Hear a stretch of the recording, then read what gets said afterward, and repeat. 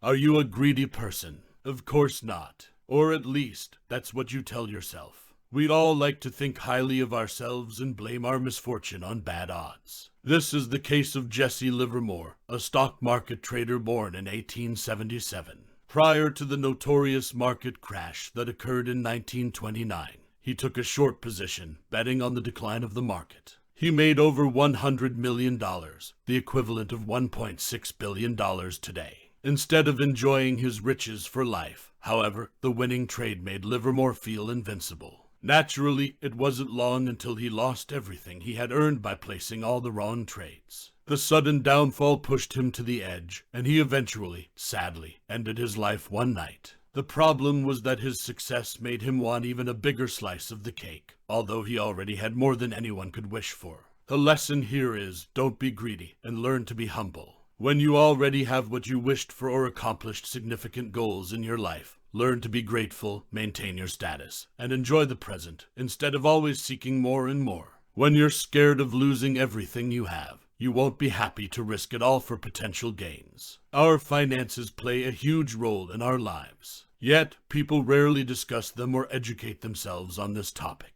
For this reason, many presumptions and false ideas about money have emerged over the years. People think having money is a result of luck, or that rich people are all inheritors, or worse, that wealth belongs only to those who disrupt or even exploit the world. All of this is wrong. Money is a universal asset circulating in the world. And you too can become financially independent if you change your current mindset and choose to adopt a few wealth-growing practices. At first, you'll have to acknowledge your financial situation. Biased financial decisions are what stand in the way between your current life and the life you desire. Seeking status, envy, and other emotions controlling you all play a significant role when it comes to your financial decisions. The Psychology of Money by Morgan Housel will teach you what you can do, starting today, to improve your finances. Most people know that investing takes time. They even want to stick to their investments through good and bad, but then the fear of missing out or envy get in the way, sometimes both at the same time. Managing your emotions is one of the most important things you can work on if you want to become financially independent. Always remember that your journey will be different from any other person you know, so there's no need to compare yourself to them or be jealous of anyone's greater assets. Just take the example of Rajat Gupta, the former CEO of McKinsey. Although he came from a modest background and made it to $100 million in net worth, he still was envious of Warren Buffett for being a billionaire.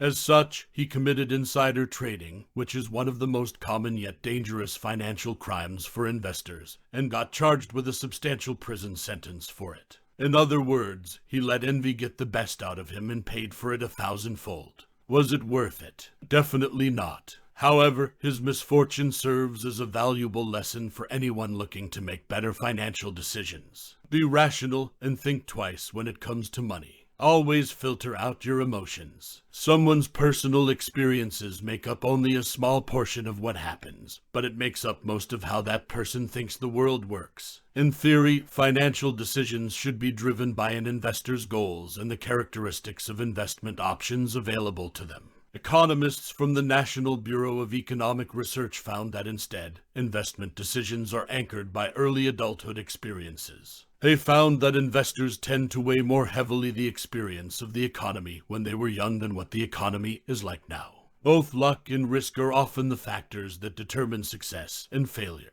Because they are hard to measure, they are often discounted. Some of Bill Gates' success can be attributed to hard work and good decisions. Some of it can also be attributed to his going to a high school with a computer.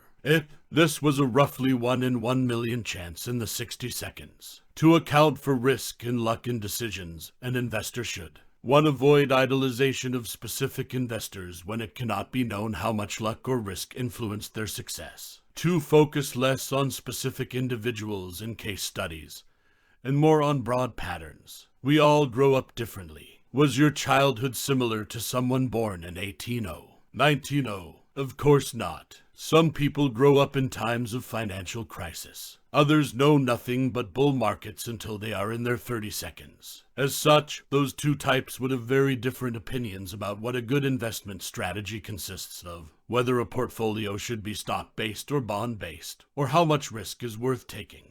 We may think that we have no hidden biases, but a study conducted by Ulrich Malmendier and Stefan Nagel proves that people invest according to how the economy looked like when they were young adults. As such, someone who's experienced high inflation may not see bonds as a good investment, while someone who's been through turbulent times may think the opposite. It is of utmost importance that we acknowledge our hidden biases, so as to be able to diminish them and make better choices. In general, any financial decision should always be backed up by sound analysis, reliable facts, and a mind open to new perspectives and constructive criticism. Moreover, you should work on your ability to adapt to trends and destroy your phobia of new ones, even if it contradicts your inner beliefs. The money market leaves no room for subjectivity, biases, or impulsive decisions. Rushed investments can wipe off years of savings, while valuable ones can speed up your journey to financial freedom.